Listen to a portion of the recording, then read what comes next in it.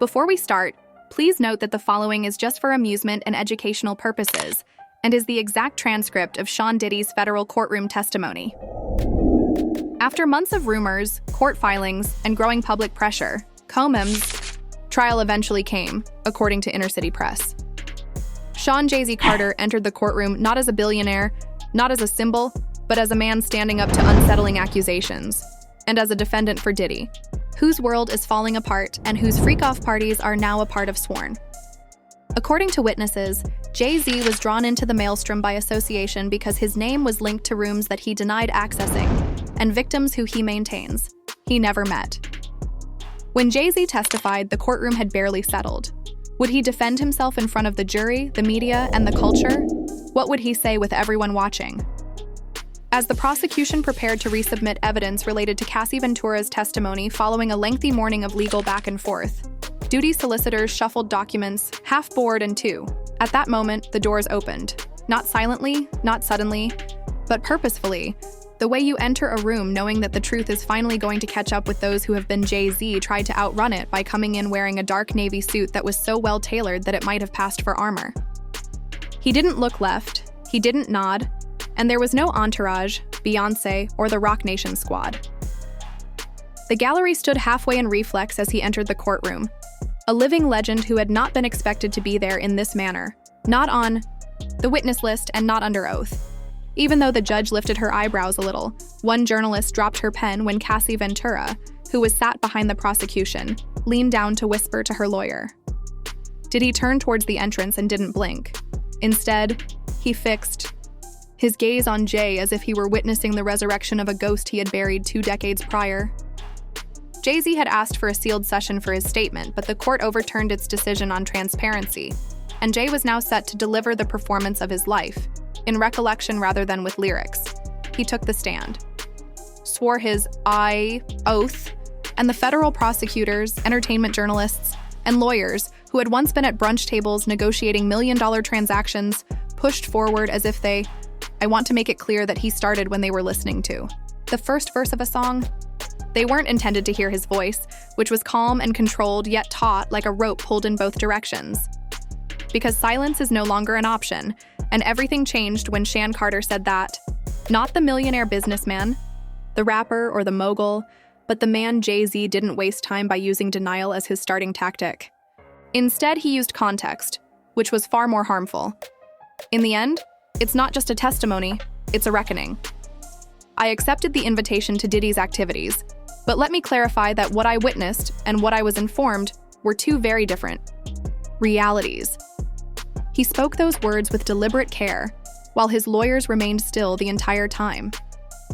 As Jay-Z revealed something to the court that no one had anticipated, the defense appeared perplexed. Was he assisting them or was he flipping? The answer? I saw the setups, the NDS, and the confiscation. I've never been the back rooms with curtains or signed those documents, but I knew he halted and that something wasn't right since that sentence opened the courtroom wide.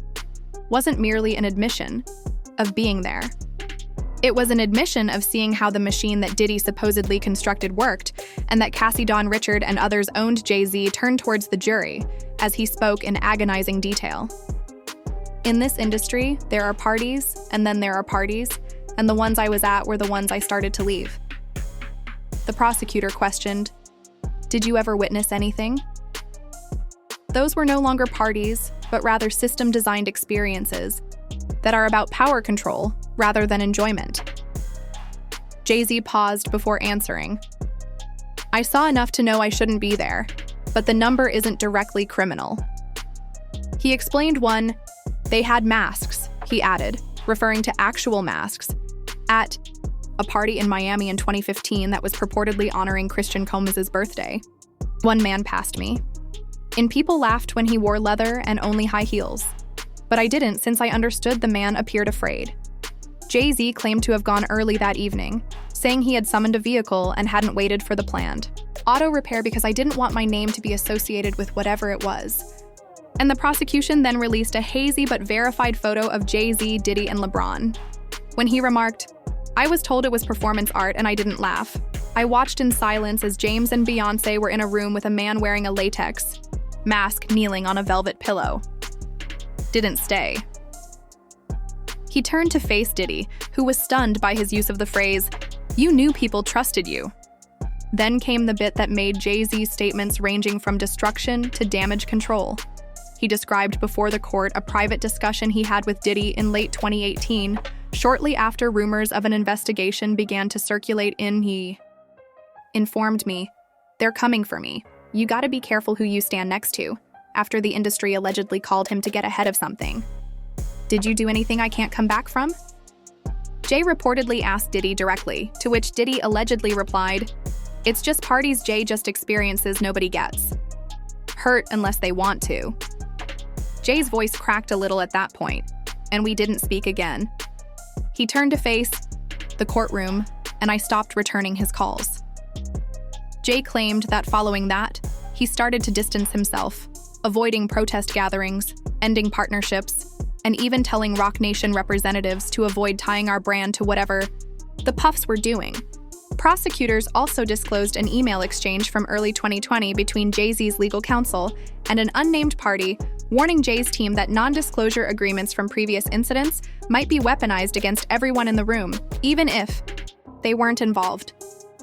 Jay nodded, and I understood that they intended to use silence as a shield. I wasn't going to fall for it. He used to be my brother, but now I realize who he truly was, and who I nearly became by concluding the third section of his evidence with a phrase that made headlines before the court even recessed. When Jay-Z sat forward in the witness chair, with his hands folded and his voice came out loud but unmistakably emotive, the courtroom was silent, and the damage was just getting started, had been unsettled by the accusations and rumors surrounding the trial. But now that the focus had changed, Jay-Z wasn't merely a famous person getting drawn into yet another scandal. He was I need to talk about my family and my husband, a father and a man defending everything he had achieved, started staring straight at the jury, because when my name is called, so is theirs. Jurors leaned in, reporters stopped typing, and even Diddy, who had spent the majority of the morning scrawling notes on his legal pad, looked up Jay-Z to read about the claims. "Blue Ivy's old enough to read headlines now," he said, adding that he had taken on Beyoncé and their kids. "She came to me asking what a freak-off was," he said, adding that a father no longer had to explain. He explained how reporters descended on their house after the initial lawsuit mentioned him, and paparazzi set up camp outside Blue's school. The headlines distorted the truth, and "my wife has stood by me through everything." He went on to say, "But this was different. This wasn't business drama." Fiction was turning his life into a tabloid battle zone, or career competition. This was a bombshell dropped on our family, and worst of all, it was all false. He then went on to say that he and Beyoncé went to the purported Miami when we were in Paris that night in 2015. Jay-Z dug into a folder and took out flight records. He claimed it was our anniversary, and we stayed at the Hotel Plaza On. I've included that we weren't present when the prosecution examined the hotel receipt photos, video timestamps, and other eyewitness reports. The court asked the clerk to verify that Jay-Z had receipts for every date that was checked out, but he went further than that. He criticized the clickbait and unsubstantiated gossip culture that had enabled these rumors to flourish, asking, when did an accusation turn into a conviction? He asked the audience, emphasizing that his wife, kids, and entire legacy were all linked to his reputation. I've spent decades establishing something clean, something that raises our community, and in a single headline that is defamed without supporting proof. Jay-Z made reference to Beyoncé multiple times, but he was cautious not to rely on her notoriety or position. "I came here to defend truth," he added, "and to make sure that no one, not even a billionaire, gets away with burying people in lies." She was a mother who was taken by surprise by accusations she had nothing to do with. When Jay-Z addressed the next significant allegation, the notorious Miami party held at Gloria, his voice became more acerbic, but his poise remained unflinching. And Alio Estefan's mansion, where he was purportedly spotted by numerous witnesses during Diddy's purported freak-off event. To be clear, Jay-Z said, "I've never gone to a party in my life." At Gloria Estefan's house, not in Miami, but elsewhere, he unfolded a number of documents, including a calendar of his actions for the week, backed up by transit manifests, security detail reports, And during the night of the alleged party, I was in Los Angeles and attending a charity dinner hosted by the charity event programs. He took the court through every hour of the date, in issue. Here's my speech transcript, here's the guest list, and here's a picture with the mayor, stated Sean Carter Foundation at the Peterson Automotive Museum. The court clerk showed the museum's surveillance record, which documented Jay-Z's arrival and departure down to the minute, and the proof was indisputable. However, the section that struck the most was not that Jay-Z criticized the ambiguous language used in litigation and the potency of insinuation, saying that you don't need a lie to be loud. This was evidence of how these rumors began. You just need it to be repeated, he remarked, clarifying that his name had been linked to these rumors due of I once went to a brunch, so I'm now participating in everything this man is accused of. He told the jury that the trend of him attending Diddy's parties in the past is what this has come to. The media narrative had completely blown out of hand. They claimed that I had been spotted somewhere I had never been, and that one sentence became the basis for thousands of tweets, dozens of articles, and catastrophic damage. Jay-Z's team provided a report detailing the number of news sites that had repeated the same untrue statement. However, none of them attempted to confirm or get a response, and the judge acknowledged the legitimacy of the documents. Jay-Z turned to the prosecution and stated bluntly, "You better have more than rumors and conjecture if you're going to drag a man into a trial this big." As Jay-Z addressed the sea of conspiracy theories that had raged since Diddy's fall from grace, the last part of his testimony took a darker, weirder turn. He shook. "I've been called a lot of things in this industry, but Illuminati puppet master manipulator murderer by association is a new one," he added, glancing at the jury. He acknowledged the online hysteria caused by the deep dives that TikTok accounts had shared linking him to Jeffrey Epstein, R. Kelly, and Harvey Weinstein. He said, "Where there's smoke, there's fire, although occasionally the smoke is merely fog machines." And YouTube edits Jay-Z made specific claims that he was responsible for Aaliyah's demise. Not a single piece of evidence has supported the claims that he paid people to keep quiet about Diddy's freak-offs, or that he assisted in planning the deaths of Tupac and Michael Jackson. He then pulled out a printed Reddit thread with thousands of upvotes speculating about his purported inner circle with Diddy and Beyoncé, saying, "But they get repeated because it sells." Jay-Z now clarified how the theories had started to impact actual individuals. "I've seen family members being stalked, business partners retaliating, and even receiving death threats. This is what passes for journalism. Because someone on the internet formed connections between unreal dots, but he then took an unexpected action and acknowledged that keeping quiet might have made things worse. I didn't speak up sooner because I believed," he concluded by adding, "I'm not asking you to like me, but perhaps I underestimated how quickly lies spread when they are accompanied with sinister music and high production value." Jay-Z sat down and said, "If we don't draw the line here today, then none of us are safe from what comes next. So I'm asking you to listen, think, and demand proof." As Jay-Z concluded his direct testimony and the audience calmed down, his voice had just redrawn the battle lines in a courtroom where rumors had turned into headlines. The main prosecutor stood in tense silence. For days, his name had been mumbled. He was a fierce federal litigator who was notorious for trembling even the most well-groomed celebs. He repositioned his, and Mr. Carter, the prosecutor, started. "You say you were never at Gloria Estefan's house. You've provided logs, photos, timestamps, that's all," he said, glancing directly at Jay-Z, who remained composed but clearly attentive. Convincing Jay-Z nodded slowly since it was true, but the prosecutor kept pacing a little. "You have admittedly been to high-profile parties thrown by Diddy in the past." The prosecution stopped and then leaned in, asking, "Did you ever attend brunches, fundraisers, award parties, or public events?" Jay-Z responded, carefully. "Saw anything improper at any of those gatherings?" Jay-Z hesitated, just long enough for everyone to notice. "No," he responded at last. "I saw celebrities networking, and the standard music was playing." "You never saw Cassie Ventura at any of these gatherings? Or did you see anything that bothered you?" "Cassie was Diddy's partner and was frequently present, but I never saw her in distress or the things she's described in her," Jay-Z said, his jaw clenched. The prosecutor changed the subject of her evidence. "So when you hear what she said about coercion, abuse, and the so-called freak-offs, you say you were totally caught off guard."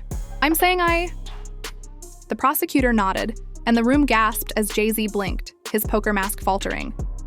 "I didn't see it," Jay-Z responded firmly, "and if I had, I wouldn't have remained silent." The judge upheld Jay-Z's lawyer's half-second objection, but the suggestion persisted as the prosecutor persisted in claiming that Jay-Z's closeness to Diddy provided him with more than just influence in the music industry. He suggested that Jay-Z might have known more than he was acknowledging, but there was no concrete proof. It was all a ploy. Jay-Z's final statement before resigning, "I'm not here to protect Diddy, I'm here to protect my name," broke the tension as some cynical but sympathetic people watched. "If I was part of that world, I wouldn't be testifying if I even suspected it. Instead, I would be on trial." Jay-Z stepped down from the witness stand, adjusting his suit jacket, and looking at the Beyoncé was not seated in the gallery, but her absence was felt in every look as he left through the side entrance while being watched by security. However, there were still gasps, headshakes, and whispers in the courtroom. Reporters in the gallery exchanged frenzied texts and notes, with some incredulous and others incredulous. Social media was already exploding with headlines flashing, "Jay-Z breaks silent under oath, says there was no need to wait for a verdict because the internet had already rendered one." But within the room, a more complex situation was developing. As prosecution, Jay-Z defended Beyoncé and her family from dodgy associations. Juror 4, a middle-aged black lady in a beige suit, steadily typed in her notepad, while Juror 9, a young male with a military hairstyle, gazed at the blank page. Witness chair after Jay-Z had departed, and the alternate juror silently nibbled his pen cap while raising one eyebrow. The sketch artist caught the observer, a former bad boy intern, wiping away tears. "He talked like he didn't know, but we saw him at those events," she told a reporter during break, describing her eyes. "Perhaps he didn't see what we saw, or perhaps he just looked away." Sitting at her lawyer's table, Cassie Ventura remained expressionless throughout Jay-Z's testimony. However, when his voice broke and he mentioned Blue Ivy, she glanced for a moment. Not with sympathy, but rather as a query. Was he defending himself or his family? Did he remain stoic for the majority of the trial? He tapped his pen. As he looked around the room more quickly, Jay-Z's denials struck him as well, not as a betrayal, but as an indication that the ship was sinking. And the judge called a brief while everyone searched for a lifeboat. Recess. And as the class cleared out into the corridor, people's voices clashed. Some were on Team Jay-Z, and he came clean and presented receipts. What more could you want? Others weren't buying it, and he was simply trying to save face. Long a part of the system, the truth was at the center, and while no one really knew it, everyone had an opinion. The atmosphere inside Roc Nation headquarters was tight, and Jay-Z's crew had published no official statement following his evidence. Alex Spiro, his lawyer, provided just a brief quotation outside the courthouse. "Mr. Carter bravely and honestly testified, and we respect his integrity."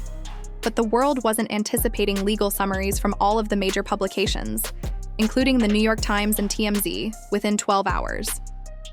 Had analyzed his testimony, with some praising his openness and others accusing him of being calculating. Despite her publicist's refusal to respond, Beyoncé's name trended across the world for 36 hours in a row. Fans were split, with some fervently supporting her and others wondering how deep the couple's. While the prosecution was reassembling, Jay-Z hadn't destroyed their case, but he had complicated it by humanizing himself, separating from his family, and shifted the focus. But in the process, he brought up another concern: the industry's tendency towards plausible deniability. The DA's office issued a silent statement.